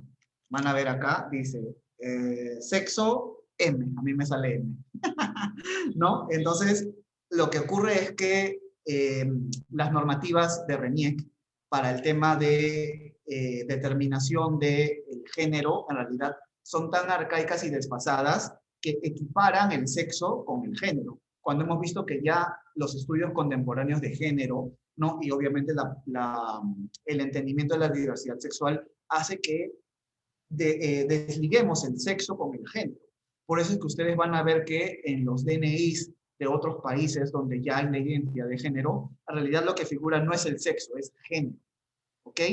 Género masculino o femenino, porque eso es lo apropiado, ¿no? Es lo que yo me autopercibo como tal y lo que puede cambiarse. El sexo como tal es inmutable. Entonces, con esto lo que estoy diciendo es que el DNI, al decir sexo masculino, pues obviamente dice que es inmutable, ¿no? Porque no se puede cambiar el sexo, ya lo hemos visto. Pero, nuevamente, esto debería decir género, no sexo. Ahora, nuevamente, ya trayendo un poco a colación la respuesta, ¿no? Sí, en algunos ordenamientos, como todavía, bueno, la mayoría de países se mueven en el sistema binario, pero también hay una comprensión, una aproximación a la identidad no binaria, ¿ok? Y por ello es que generan esta tercera categoría, ¿no? Que son las personas queer o personas no binarias. Y por eso que el género en los DNIs de estos países pueden ser masculino, femenino o no binario. Ese es el tercer casillero que ustedes dicen que reconoce el tercer género, porque en verdad el tercer género es el género no binario o el género queer, ¿no? Entonces, sí, se puede hacer, sí, ya hemos visto que esto pasa en otros países y no pasa nada, ¿no? Es normal que una persona pueda identificarse con su género masculino, femenino o no binario, no hay problema. Es más, sería lo más recomendable para salir del sistema binario, que en realidad todo lo que vemos acá, nuestra normativa lo pone en binario. Todo lo que es el derecho de familia, ustedes han visto, esposa, esposo, ¿no? Todo es hombre-mujer, ¿no? ¿Y qué pasa con las personas no binarias que no se autoperciben ni como hombre ni como mujer? ¿Dónde entran? Totalmente invisibilizadas, totalmente excluidas de la normativa civil en nuestro país. Entonces, también implicaría que la incorporación, ¿no?, de una categoría no binaria, un repensar de nuestra normativa. Y se puede hacer, sí se puede hacer porque nuestra normativa es viva, nuestra normativa se repiensa, si no, todavía seguiríamos con el Código Civil de 1852, ¿no creen? O con el de 1966, ¿no? No, hay que repensar nuestras normas, hay que entender la diversidad de los individuos para no excluir a nadie, porque finalmente también son personas, ¿ok? Y ahora, en el tema intersex, que es un tema más íntimo, como tú lo mencionas, no es qué órganos reproductivos yo tengo, sí, yo también soy de la postura que no debería eso indicarse en el DNI. Porque así como si tú ves en tu certificado de nacimiento dónde has nacido, ¿no? Sí, no sé si ustedes tienen conocimiento, pero hay algo que se llama el certificado C4 o certificado de inscripción que se puede solicitar en RENIEC. Si ustedes van a RENIEC, como es una información pública, yo, por ejemplo, voy a decir, quiero un certificado de inscripción, no sé, de Pamela Bermúdez. Y me dan una hoja donde sale la foto del DNI de Pamela, me sale su grado de instrucción, me sale su fecha de nacimiento, me sale su dirección. Esa información es pública, cualquier persona puede acceder, ¿ah? Y seguramente ahí también me va a salir el sexo, ¿no? Entendido el sexo como masculino o femenino, ¿no?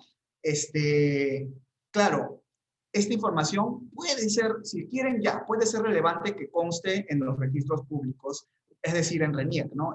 Perdón, no registro público, pero en RENIEC, en este certificado de inscripción, ya, bacán. Pero ¿cuál es la importancia de que exista el sexo? O sea, si tú tienes pene, vagina o eres una persona intersex en el DNI, ¿hay alguna importancia o no? Creo que lo que debería primar, si se quiere hacer una diferenciación en la sociedad, es el género. Porque el género es lo que socialmente conduce a autopercibir a una persona o como hombre o como mujer o como persona no binaria, que es lo que incorporan estos países.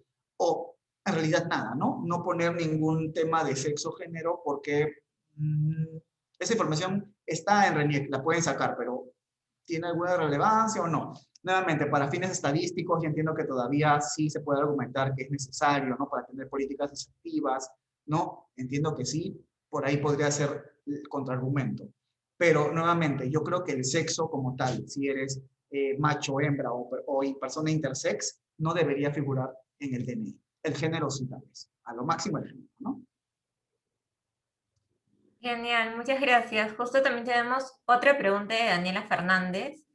Dice, buenas noches, gracias por la ponencia. En relación de los principios del interés superior del niño y en que los niños, niñas y adolescentes sean escuchados, si en algún momento entran en contradicción, ¿qué principios podrían anteponerse a la hora de tomar una decisión? Interesante pregunta, y sí, sí pueden entrar en aparente contradicción. Por ejemplo, supongamos que un niño o una niña tenga cáncer, ¿no? Y este niño o esta niña no quiera someterse a tratamiento, cáncer terminal, ¿ok?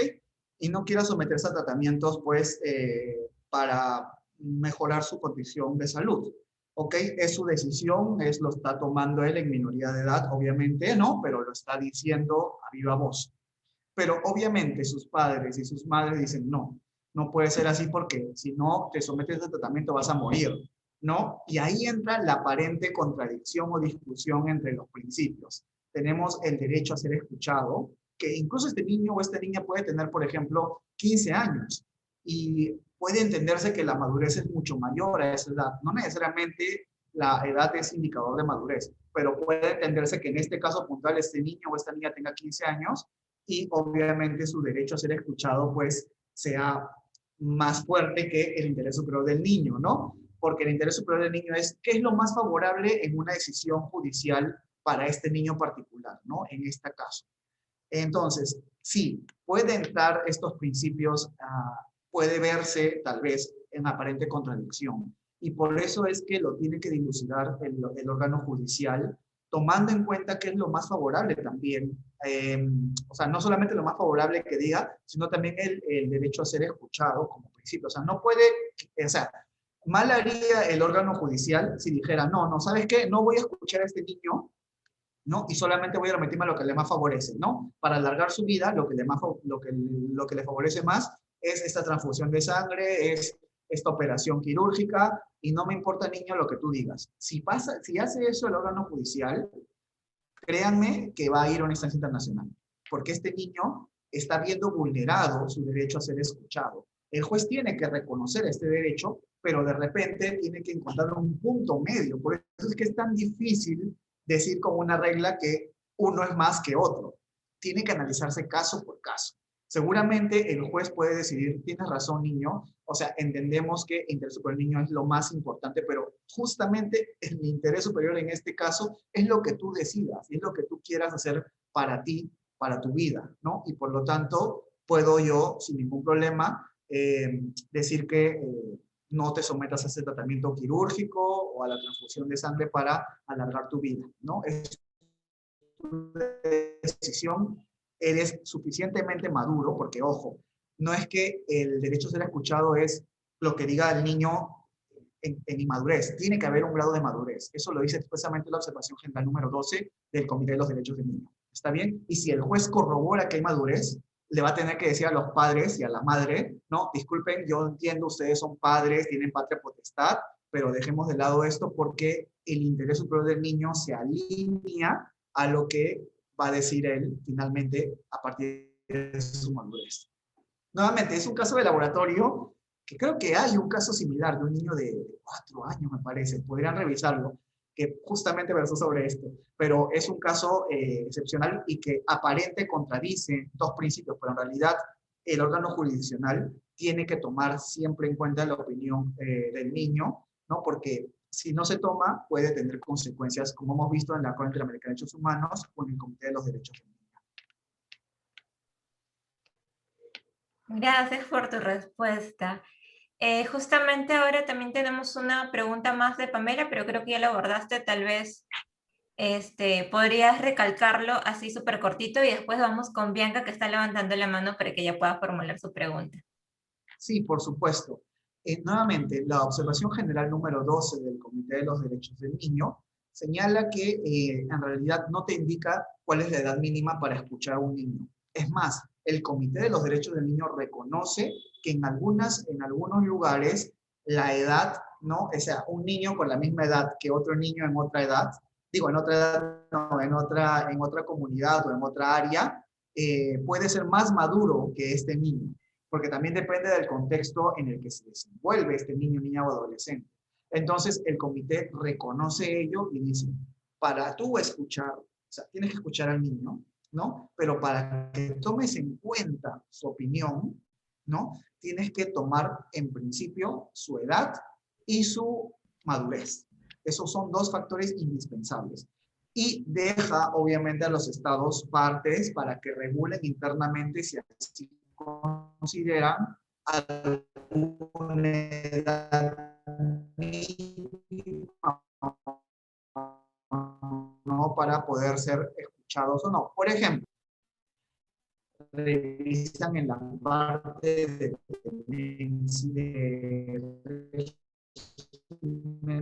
no, el juez tiene que escuchar al niño, ¿no? Sobre lo que tenga que ver con tenencia. Es decir, cuando los padres estén involucrados en la tenencia del niño, se va a escuchar, si tiene de 0 a 2 años, se le va a escuchar.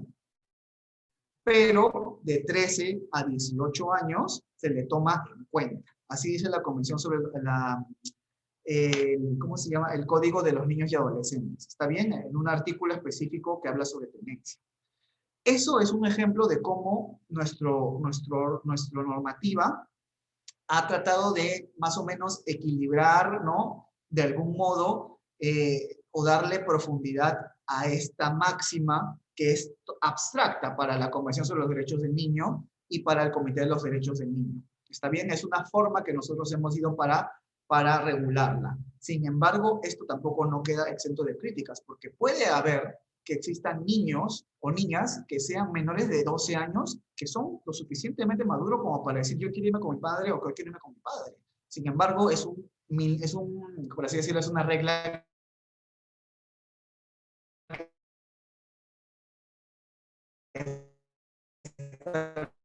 establecido el código de los niños, se le va a tomar en cuenta en esos procesos. Nuevamente, no hay una regla general, tampoco es que esta sea 100% ¿no? Yo puedo decir, oye, principio de convencionalidad, ¿no? Aplico la convención, ¿no? Y en consecuencia aplico este artículo y escúchame, y no solo escúchame, yo como niño de 11 años, sino tómame en cuenta también.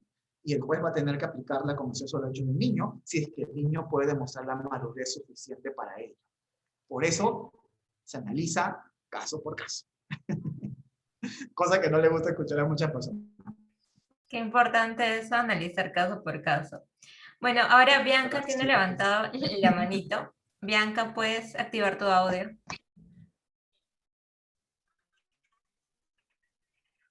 Sir Peter, por la excelente disertación del día de hoy. Bueno, para no dilatar, mi pregunta es la siguiente. ¿Qué implica o cuáles son los límites de lo que viene a ser el derecho del niño a saber quiénes son sus padres? Ello sobre todo relacionado con lo que viene a ser las técnicas de reproducción asistida y en particular las que vienen a ser fecundación in vitro. Eso por un lado, y en segundo lado, si es que, bueno, esa ya es una duda que yo tengo, sinceramente, a raíz de lo que se ha ido desarrollando el día de hoy, específicamente en cuanto a los niños y niñas LGTBI. Si es que ahí se podría, o sea, sobre todo, y el derecho del niño a ser escuchado.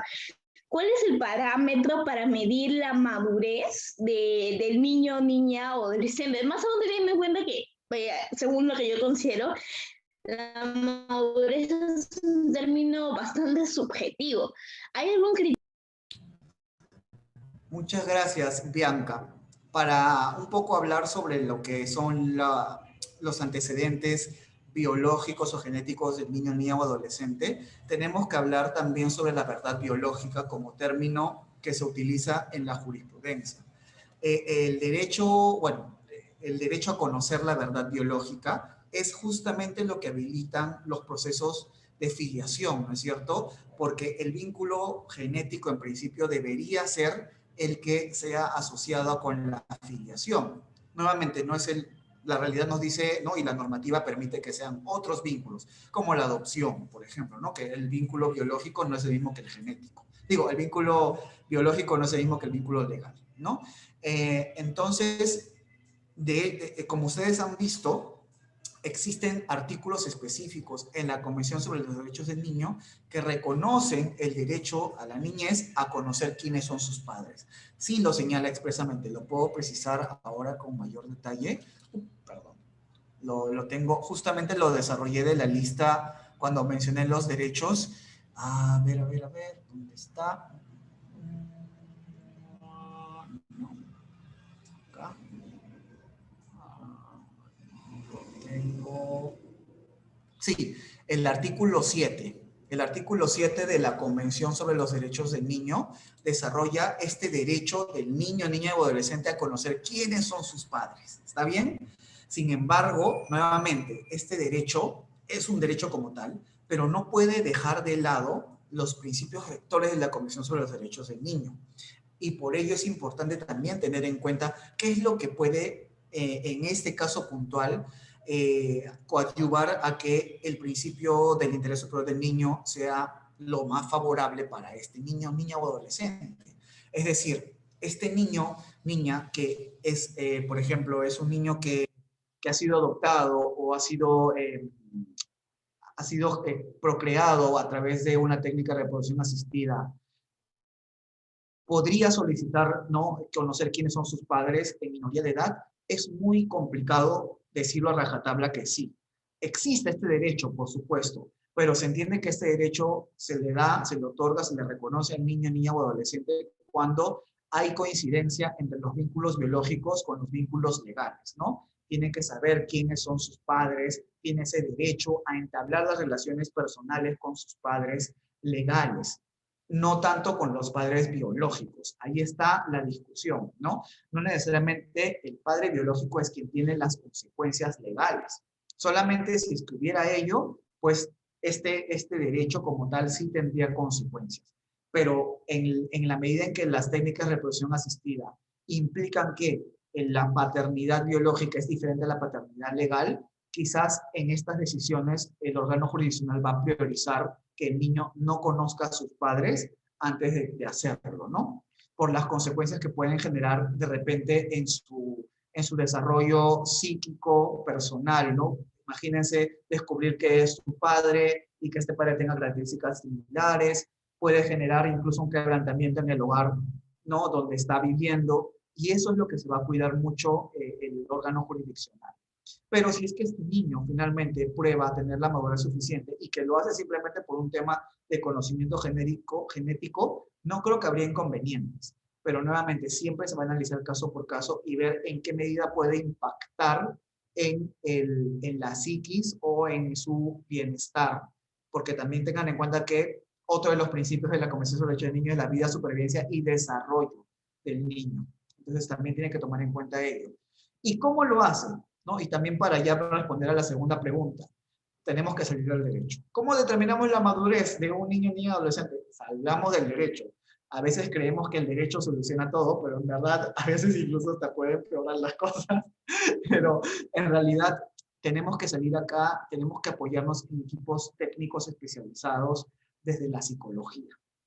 La psicología, a partir de los informes y las opiniones especializadas, nos van a decir cuándo un niño, niña o adolescente tiene mayor grado de madurez en una situación particular. ¿No? Estos informes técnicos son pedidos obligatoriamente, tienen que ser pedidos obligatoriamente cuando se involucre un caso de niños, niñas o adolescentes. Por eso es que justamente en los procesos de tenencia se pide una opinión, ¿no? Un informe psicológico del niño, niña o adolescente para ver, para recabar su punto de vista, porque también el juez no es especialista. No es que el juez va a agarrar y le va a preguntar. Puede hacerlo, sí, obviamente, ¿no? En un lenguaje muy amigable, pero lo ideal es que el especialista dé su punto de vista en su informe. Para ello, nuevamente, salgamos del mundo jurídico y ya busquemos otras ciencias y disciplinas. Muchas gracias, Peter. Qué interesante cómo todo esto se va adecuando a los nuevos contextos. Bueno, ya finalizando, no sé si quisieras hacer algunas palabras de cierre. Sí, en realidad agradezco muchísimo la invitación. Hemos conversado, pero antes de conversar sobre los derechos involucrados, ¿no? Que fue la comisión, creo que era importante también deslizar la importancia de entender los derechos humanos de la niñez, ¿no? Los derechos humanos de la niñez como tal, muchas personas lo inobservan o en realidad no le toman el adecuado cuidado. Es importante también que entendamos que existen derechos humanos reconocidos a la niñez desde sus diversidades, desde su interseccionalidad. Y es nuestra función como ¿no? defensores de derechos humanos empezar a hablar, a socializar estos temas. Va a ser complicado, no va a estar libre de críticas, se los prometo, pero créanme que ya tenemos un marco en el sistema internacional de los derechos humanos, tanto en el sistema regional como en el sistema universal, que ya se ha precisado al respecto. Que nuestra normativa interna todavía está un poquito desfasada, ahí están los retos. Que nuestra sociedad todavía se resiste a los cambios y el entendimiento de los derechos humanos de la niñez, ahí están los retos, ¿no? Esto es un tema que no va a solucionarse de la noche a la mañana y ustedes han visto también las cuestiones políticas de por medio. Es un tema generacional y es un tema que implica, pues, también una aproximación más adecuada del enfoque de basar los derechos humanos en la niñez, ¿no? Y gracias a ustedes por la invitación nuevamente y estoy seguro que espero que les haya gustado esta sesión y que dé pie a nuevas investigaciones, ¿no? Que todavía quedan pendientes. Muchas gracias. Muchas Muchas gracias, gracias. Pamela. De nuevo, fue muy grato tenerlo con nosotros y esperamos poder contar con usted en otras oportunidades. Me dicen si es que podemos tomarnos una foto conjunta. Ah, por supuesto. Espérenme que voy a... ahí está, ahora sí. Chicos, pueden ir prendiendo sus cámaras, por favor. Perdón que estoy un poco despeinado. Ahí estoy.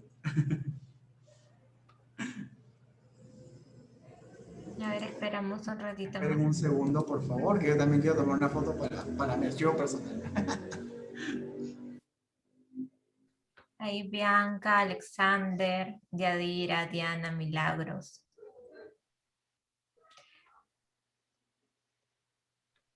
Ahí están arreglando sus cámaras. La verdad, muchas gracias a la invitación de CDH, en verdad, súper gustoso de estar colaborando en otras agrupaciones, en otras secciones de estudiantes, no solamente de la Facultad de Derecho de la PUC, también de la San Marcos, que me parece valiosísimo, y sé que hablando de estos temas vamos a llegar a más personas. Muchas gracias, de verdad.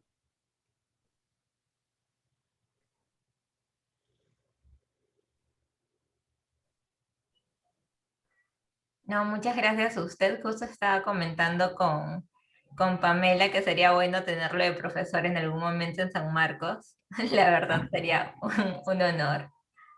Muchas gracias, de verdad.